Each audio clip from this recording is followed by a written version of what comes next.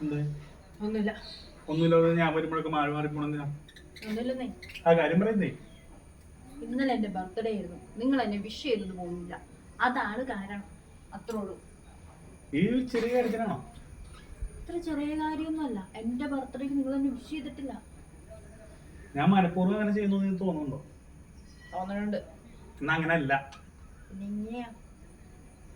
നിനക്ക് ഓരോ പ്രാവശ്യം നിന്റെ ബർത്ത്ഡേ വരുമ്പോ നിനക്ക് ഏജ് കൂടിക്കൊണ്ടിരിക്കുക സ്വാഭാവികം അല്ലേ? അതെ.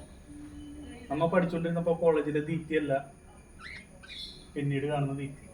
ഇങ്ങനെ ഏജ് കൂടിക്കൂടി വരുന്നു. നമ്മ പഠിച്ചോണ്ടിരുന്നപ്പോഴുള്ള ദീപ്തി വളരെ കുട്ടിയായിട്ടുള്ളൊരു ദീപ്തിയാണ്. ആ ഒരു ദീപ്തി എന്നും എൻ്റെ മനസ്സിൽ അങ്ങനെ തന്നെ ഇരിക്കാനാണ് എനിക്കിഷ്ടം. അതിനുവേണ്ടിയാണ് മനഃപൂർവ്വം ഞാൻ നിന്റെ ബർത്ത്ഡേ മറന്നത്. നിനക്ക് അത്ര നിർബന്ധമാണെങ്കിൽ ഞാൻ പറയാം, മെനി മെനി ഹാപ്പി.